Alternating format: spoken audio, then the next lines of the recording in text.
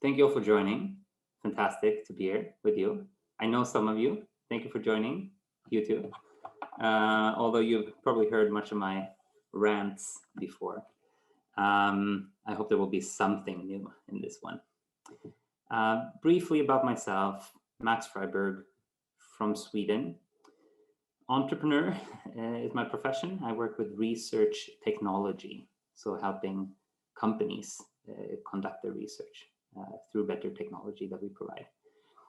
I graduated from CEMS in 2014 with Stockholm as my home school and Kolkata as my exchange school. That's IIMC, for those who don't know. Great experiences, both of them. Obviously open to chat, LinkedIn, email, if there's anything following up after this one. But yeah, just to kick it off, I'd love to hear who you are, everyone in here. So feel free to, I mean, we can see your names, but at least I'm curious to see where you are. I'd love to hear that.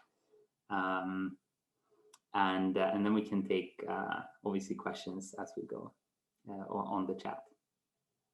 So Jessica has graciously offered to be the MC here. So she will be breaking in with questions if there's something very topical. Otherwise, we've reserved time at the end for many questions. Cool. Agenda. Brief intro to me.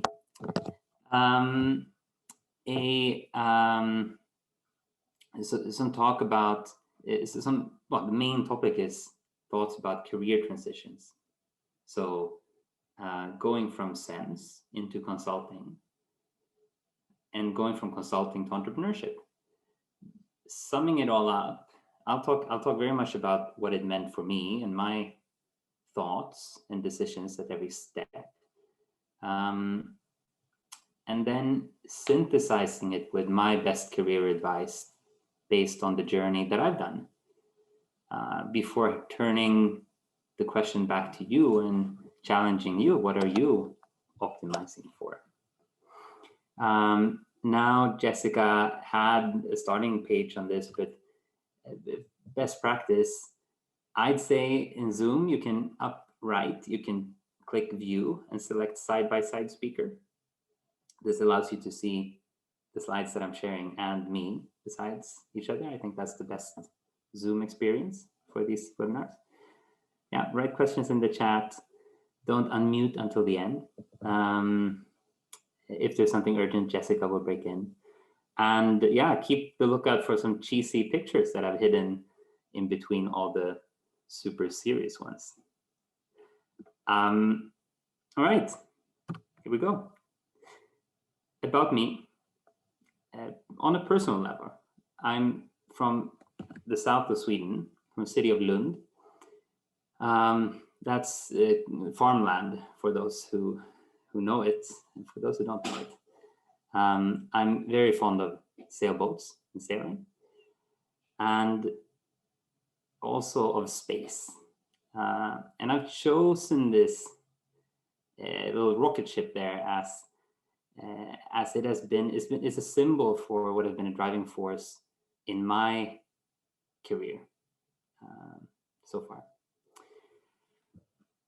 Without further ado, we're going into the topic, well, my career transitions. So starting out the SEMS, I know it's part of this group now on this call are SEMS students, part are alumni and part are faculty.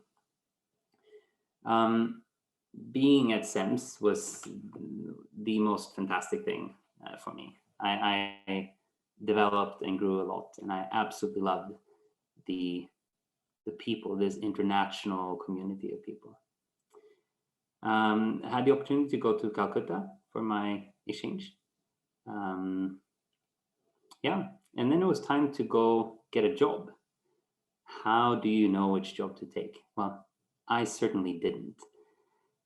Looking back at it, assessing it, the main two drivers why I ended up at McKinsey was, well, that they wanted me there. They gave me a job offer, obviously.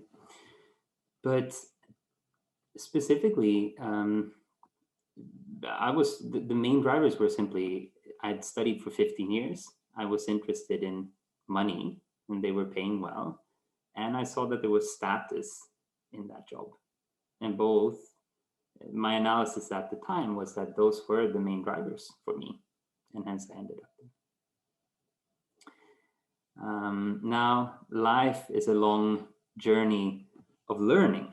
So going from a student world into work life is a transition. Look through going in there, I worked like a dog.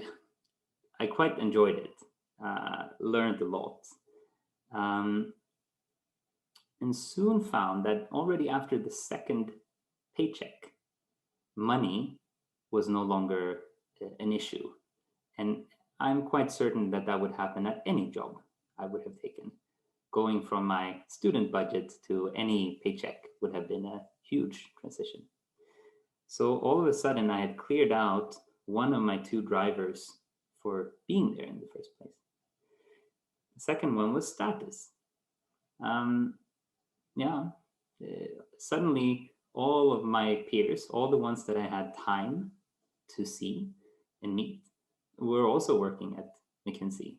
So there was no real status in that anymore. So I came to the conclusion that, well, I was there because the reasons why we're going to be there was to learn, develop, because my original reasons going in there were already very soon clear. A cool thing with consulting, I felt, was that it really encourages self-awareness. You hop in between different teams and tasks, and you're really challenged to think about how you work and why you work. Which brings me to that rocket ship that I showed in the previous slide.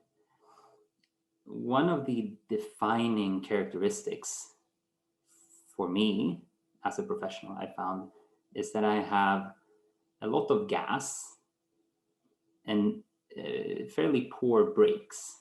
So I really enjoy obsessing about something, going deep into some content. Not so good at stopping. It can be a strength and it can be a weakness. And I make the comparison often with my girlfriend, who's also a career consultant, and she still is.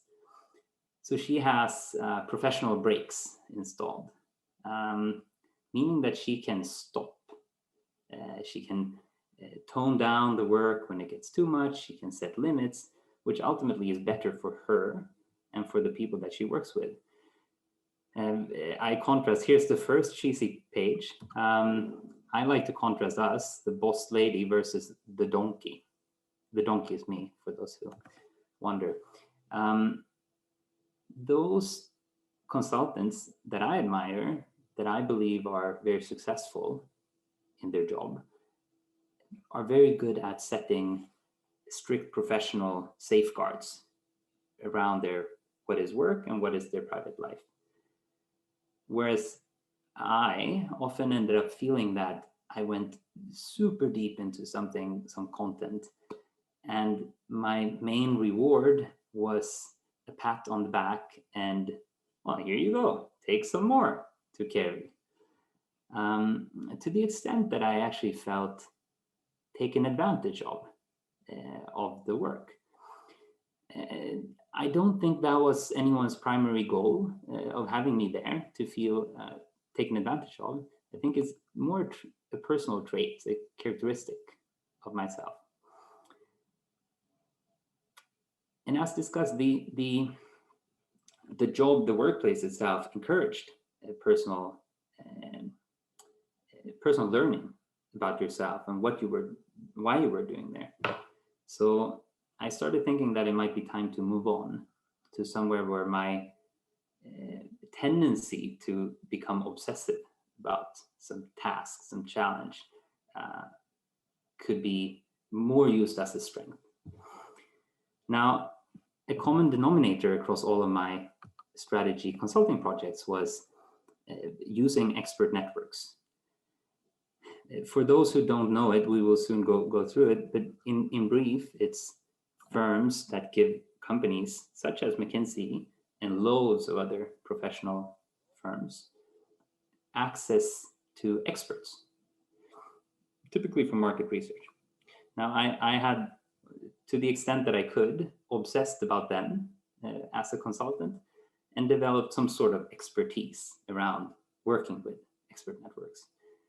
I really enjoyed it. I enjoyed working with them. I enjoyed the learnings we could get from them, and really found that I had found something that made me excited.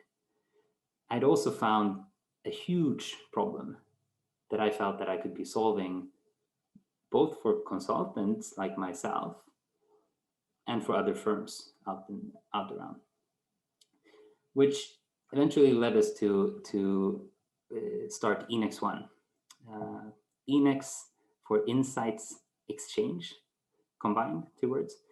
It's effectively a platform for exchanging insights.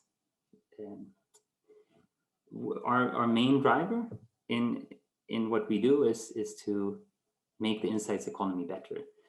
Now, why would anyone in their sane mind leave a high-paying job, money, status, to start a career as an entrepreneur? Yeah, sometimes I ask myself that, but it's become fairly clear that I had satisfied what I believe were the main goals of my career when I was a student. I had satisfied them early on. I had learned, I had developed as a professional, and felt that here was something where I could really apply my personality and what I knew, what I had become an expert at, to make an impact. So here's what we're doing. This is the second cheesy image and our big vision, which is a world where decisions are informed by humanity's best expertise, effectively allocating the knowledge that's spread around our globe to the decisions that need to be made in corporates and all kinds of organizations. The 2-minute intro to the industry is that someone like an investor or a company needs to talk to an expert as part of their industry research. How would I normally figure out the market size for electric cargo trucks around the globe? I could Google, I might try, but even better to speak with the people who have worked in the industry, maybe left a year ago or so, and can give me the best update on the industry. And if I can speak to 30 of them, well, even the better. The problem that we set out to solve is a hassle between the users and the more than 100 expert networks out there. I, the donkey, was very much involved in hassling with communication tools with multiple expert networks in order really to get to the experts and their expertise. So what we built was a single communication tool to streamline the workflow between users and expert networks, helping both of them interact more efficiently, ultimately helping the entire industry to grow. Coming back to simple theory of transaction costs, by reducing transaction costs in an industry, you help it grow. I fundamentally think that this is a good thing, that we help the knowledge industry to grow, allocating more information in a world that not always does the most well-informed decisions. Building a business takes time, lots of time.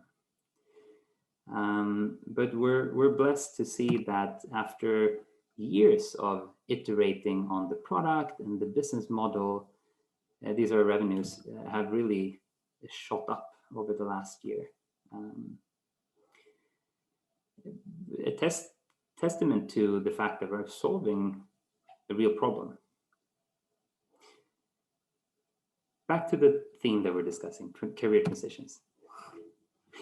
Whereas my main drivers were not super thought through. I was curious about the money. I was curious about the status that I could get from any job, really.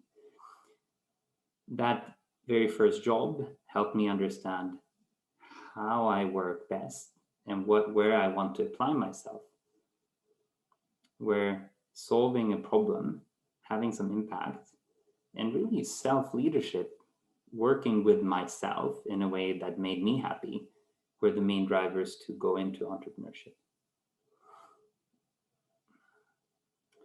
And this is not, yeah, go ahead. Sorry, we have a quick question for you, Max. Someone was curious, for those that are interested in pursuing a career in consulting, how did you ace the interview at McKinsey? How did you prepare yourself for that?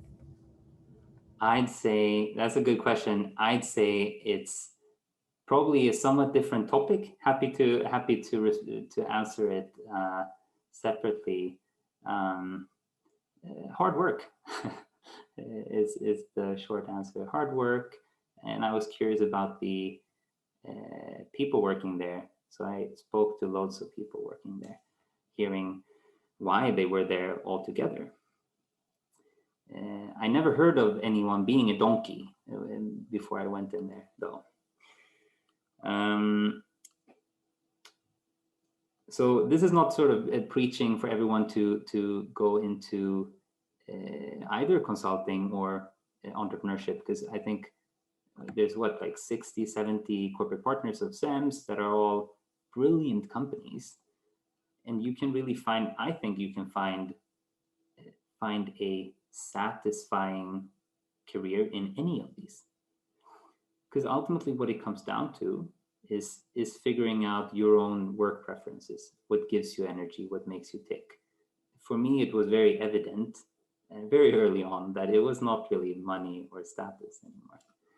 And here's my third and last cheesy picture that I promised you. What gives you energy? Well, taking stuff out, like money, status, maybe a fast car, is really transient. It's something that is very fickle. Very soon after you get it, the value has decreased. At least that was my experience.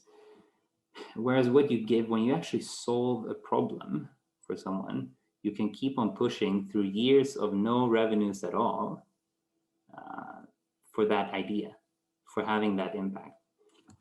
So giving, whether it's helping people grow, solving some problem that you've identified and experienced yourself, that has proven throughout my still fairly short career, to be fair, to be the most sustainable and lasting driver and motivator.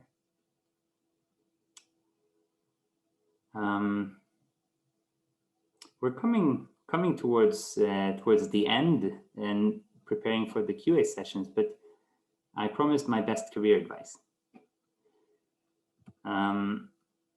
The people that I admire the most are those that help others be successful. It's incredible. It's incredibly contagious as well when you meet someone who tries to help you succeed. And you want to reciprocate and give back to that person. I think that's the one major hack, both professionally and personally. Generally try to help other people. The second part is the insight that you will always meet everybody twice, at least. So not being too quick to judge. You can always go tell them off tomorrow, but today, make sure that you exercise restraint, try to get the full picture before you judge someone too quickly. Super difficult, but really one of the traits of people that I admire the most. Now, for you individually, regardless where you end up going professionally, try to become an expert. Do what's fun, of course, classic advice, but even more so, do what you're good at. Do something where you can become the go-to person. For me, it was the odd expert network industry that no one has ever heard of. Because becoming an expert is incredibly motivating in itself. In order to become an expert, you need to set aside time to think independently. And of course, everyone thinks independently, one might say. But it's about thinking the thoughts that are uncomfortable and that maybe no one even wants to hear, the thoughts that are contrarian to common knowledge. My bullet 3 and 4 are really self-reinforcing, because the more time you set aside to think independently about the problem, the more of an expert you become, and the better the opportunities to continue thinking independently, because you have no one else to tell you that you're wrong, because you're the expert. My last bullet is really a different animal, but it's incredibly, it cannot be said too many times, just be on time. Yeah, leaving it to you then. I challenge you, I encourage you to think, what are you optimizing for? Is it money? Is it status? Is it meaningful work? Meaningful relationships? Or something completely different that maybe I don't even know, right? Regardless of where you are in your career, I think it's a valuable exercise to think about. What drives you to do what you do? With that, I want to thank you for sitting through 25 minutes of Max Friberg, and I would like to open up for questions. Excellent. Thank you very much, Max. We do have a few questions for you in the Q&A. So the first one I'll ask is about the company itself. And so what are your expectations for Enex and for yourself for the next 10 years? Wow. Well, that's a nice question. We have lots of stuff to do. We chose an appropriately large problem, well, improving how expertise is delivered over the world. So we have loads of stuff to do. We are chiefly, and will always remain, a technology company. So we're a platform layer that makes other layers, the consumers and the suppliers, more efficient. Okay, and that I think leads in well to the second question is who has access to the platform itself and how are these insights distributed? So maybe a bit more information on the technical side of how it's all set up.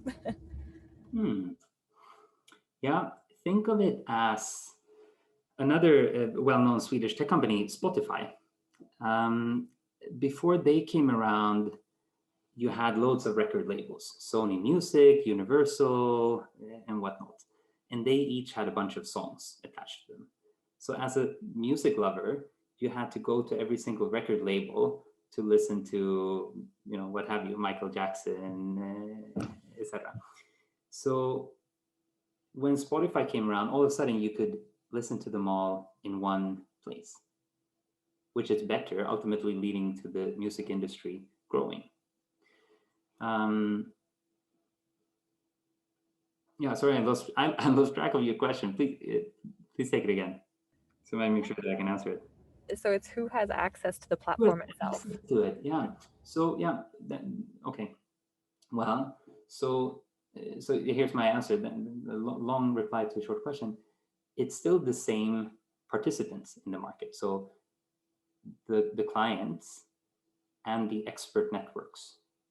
So just like before, they were emailing and sending spreadsheets and all kinds of stuff that Donkey Max was coordinating. It's all simply coordinated in our platform. but the two parties still have access to whatever consultants or corporate strategy managers at large corporations, investors at private equity funds, and professionals at expert networks. Okay, so then maybe leaving off of that one a little bit more, for example, I'm assuming then it's more of a professional network that, or professional clients that are registering to have access to your platform. And so I'm assuming this question is being asked because as a student, we're not your typical client, I'm assuming is where this is leading. Yeah, as students, you are not my client. That's correct. No, we only work with corporations as our clients. The next question we have for you is, how did the network acquired while working at McKinsey help you start your own company?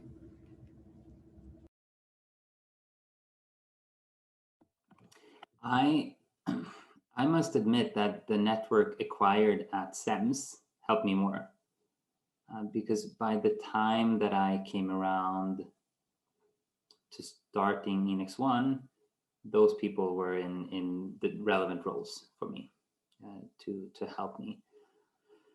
But yeah, having worked at well, that's the benefit of networks as well, being like part of having worked at some large corporations or having been part of a stellar education program like SEMS, you get the confidence to reach out to other people with similar experiences. And yeah, you have one common denominator, which is typically better. Well, it makes it easier both for you and for them to start interacting. Perfect. This, I think, leads in well to the next question, which is, Stockholm in Sweden is well known for helping entrepreneurs from the very start. And so did you experience this as you were founding your company? And would you say it was easy to start your own company, or what were some typical challenges associated with it? Yes, there's lots of support. There's lots of support. Yeah, and Stockholm is probably a better place than many others. For instance, the place in the south of Sweden where I'm from, I believe Stockholm is materially better than that to start business in. But yeah, what are the challenges? Hey, where should I start? It's super difficult to start a business because you have to do everything at once. And if I were to say something, and this is sort of a different webinar, but I've been part of starting a few companies before. The main challenge that I've seen both in those companies and in other companies in the startup environment, the main challenge is persistence. Just sticking to what you do and do more of it persistently and do it better than anybody else. That's challenging, especially when you're like a small company and most of your mates are still in proper jobs where they're having a nice career. So sticking with what you do may be the main overarching challenge, because then there's always lots of to-dos. Excellent. And do you then recommend, when you're talking about becoming an expert, for example, as a best practice, do you recommend that in terms of consulting, new consultants work to become an expert, or is it best to be a generalist in terms of your projects? Ooh. Well, now I shouldn't tread on any consultants' toes here, but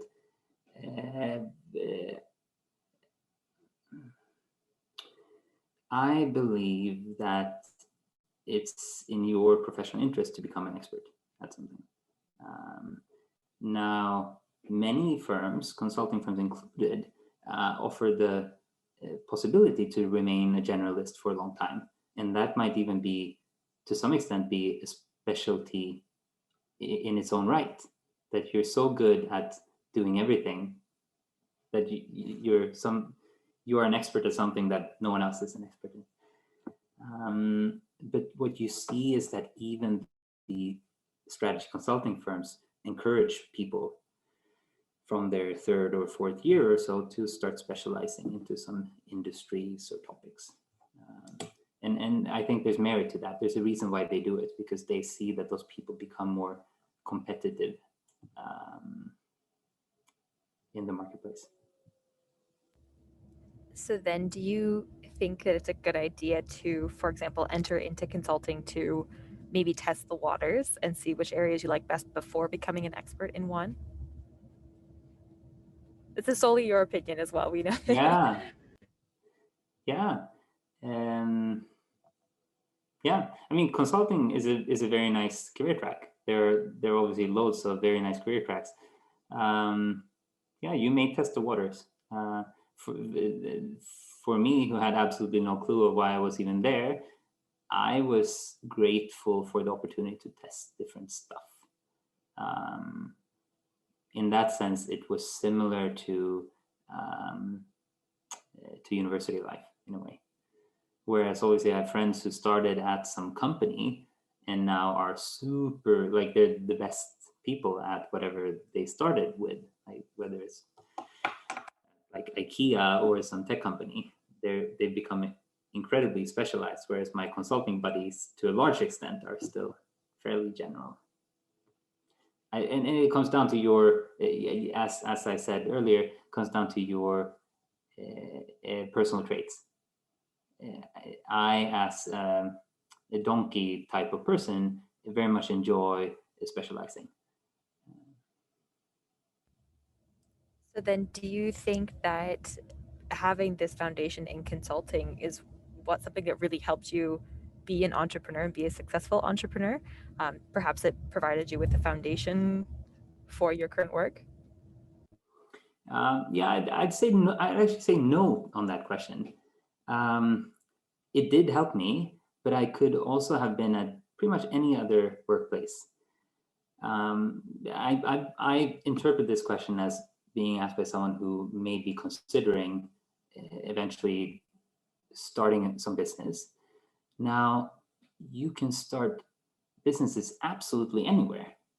Now, I simply happened to become an expert in expert networks from consulting, but I mean, you could find so many interesting challenges in other areas, like farming. Food production is like one of the biggest emission crooks in the world as an industry. Imagine going into farming and food production and figuring something out there. It's not so for me specifically, it helped me end up where I am today. But I think you can develop an expertise in pretty much any industry. So you don't need to go to McKinsey to start a business. Absolutely not. I think that's excellent advice for the students and it fits in well with our next question, which has to do with more advice. So if you were in your last year of university right now, and whether it be an experience, an activity, or anything else, is there something that you would have done differently that you maybe feel that could have been better had you done this other thing instead of something that you did do? No, I don't think so. No, I don't think so. Don't worry too much if you're a student. I mean, you're in such a cool place as you are. You're in the SEMS program. Yeah, no, go with the flow. Focus on the points that I highlighted. Try to help others be successful, and you'll soon find yourself successful as well. I think that's excellent advice. And for those who would be interested in potentially, for example, working at Enex or similar companies, what are some of the most important factors for you when you're hiring new colleagues at the company?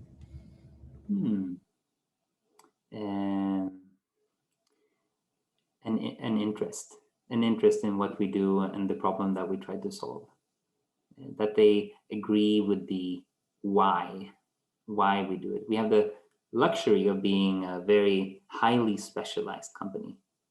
We only do one thing. That's a blessing and a curse in a way.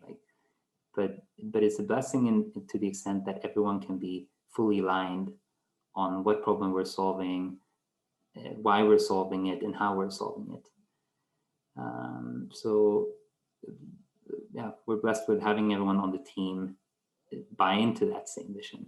That's obviously more complicated when you're a consulting firm that solves a gazillion problems at the same time all over the world. Absolutely. And we have a few more questions too in regards to your transition going from McKinsey to founding your own company. Was there something that really happened that made you realize, okay, it's time for me to move on and found my own company?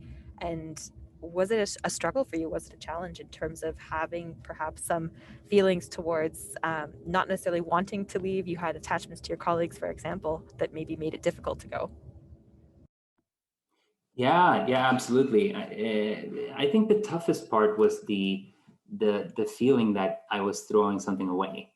Like, after all, I've been crunching for 15 years of education to get some sort of a job, and then look at this idiot goes and leaves his job. I was really struggling with that feeling for some time, until we started really feeling that, okay, people want to put money into this company. What we're doing is good. Like, customers want to use our thing. That was probably the main challenge: the fear of doing something that was stupid, of throwing something away. And do you have something that happened maybe that made you realize that, okay, I'm not throwing something away. This is definitely the path that I should be on. It's more suited to me and my interests. Was there ever that moment that happened that made it all click? Many different steps, but I think the chief reason was, at some point I realized that I was one of the few people in the world who had really looked in depth at this industry, which was satisfying, because all of a sudden I could trust my own instincts better than I could trust anybody else.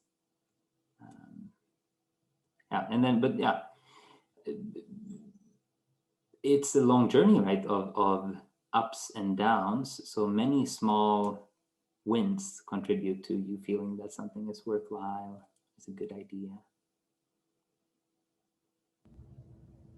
And what would you say, as well as sort of feeding into that, what helped you most understand, you as sort of as a person and your personal traits, and really helped you realize where your strengths were, especially whenever you switched from, consulting to being that entrepreneur?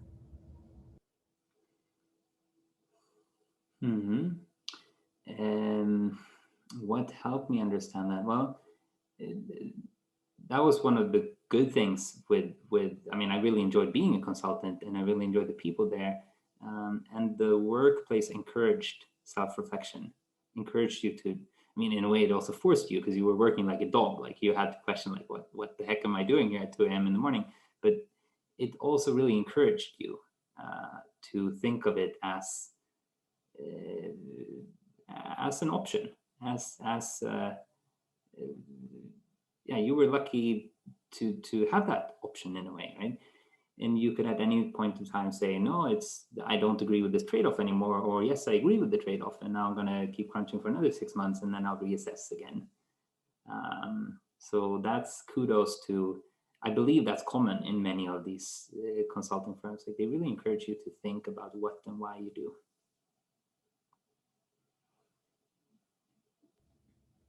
And going back to being in this expert network industry, how does one become an expert? And are they doing this full time, or is this more of a side job while pursuing something else? Ooh, the experts that are there. Yeah, that's another type of expert than the career expert that I was speaking about. No, typically they are people who have been working in some industry for a long time, and may not even know that they're experts on the aspect of the industry that you're interested in. Let's say you are a fish farming company assessing the relative attractiveness of building a fish farm off of Japan or off of Norway. your expert might be some, I don't know, fish vendor in Tokyo, who can talk about the economics of fish sales in Tokyo. So it's typically those. I wouldn't say pursue this as a career option, and I don't believe many people do it full time. I don't believe anyone does it full time. That's something that fairly seasoned professionals, typically after they've retired or left the job, that's something that they would do a bit ad hoc. Okay, so sort of like an expert hobby, you could say. That's an expert hobby, yeah. Okay, and in terms of the industry then itself, is there a lot of competition in the space? Do you find that it's growing in terms of the number of competitors that you're now facing in the space? It's growing, the industry is booming, yeah. So there's lots of more expert networks coming in, and those that are in the space are growing. I believe most of them, almost all of them. No one really does what we're doing, which is even more exciting. I believe that's all of our questions here. I'm not sure if anyone else has any more. You're welcome to throw them into the Q&A box. Yeah, or even more so, feel free to ping me on LinkedIn. Feel free to send an email. Thank you all for joining also. Excellent. Yes, thank you very much, Max, for being here today. I'm just going to quickly share my screen as a part of the wrap up so that everyone is kept up to date on what's happening. But we would really like to thank you, Max, for being here today and for taking the time to present your journey from CEMS to consulting to scaling a tech business. I think we touched on all of these topics, so everyone I'm sure is coming away from the webinar with a wealth of knowledge. But as Max said, if anyone's interested in learning more, you're more than welcome to reach out to him on LinkedIn. He's agreed to, answer any questions that you have, which I think is excellent, and we all really appreciate that. So thank you, Max. For those who are looking for our next webinar, we do have the Global Alumni Week coming up at the beginning of February, at the end of February, and we will have a webinar from Florence Gillette, and she will be speaking about her work in humanitarianism, and she also was an Alumni of the Year winner for 2020. So keep an eye on LinkedIn, on social media. More information on that will be shared soon if you're interested in attending. Also, we would like to talk about the CEMS entrepreneurs. So we do have a network within CEMS for anyone who's interested in entrepreneurship, in pursuing their own endeavors or learning from entrepreneurs. And so they support CEMSies on their journey. They can really answer any questions that you have, but they also offer different workshops for you. So for example, you can see there's different skill seminars for students. There's mentoring and networking opportunities, and there is also local heroes. So you can chat with them about their experiences, similar to what we did today with Max, to gain insights that may help you one day in your own entrepreneurial journeys. So thank you everyone for coming today. We hope you enjoyed this webinar. Please make sure when you leave the call that a survey will pop up. You take a moment to answer this, as it will help us in the future develop our webinars further. So thank you all, and I hope you have a lovely Thursday.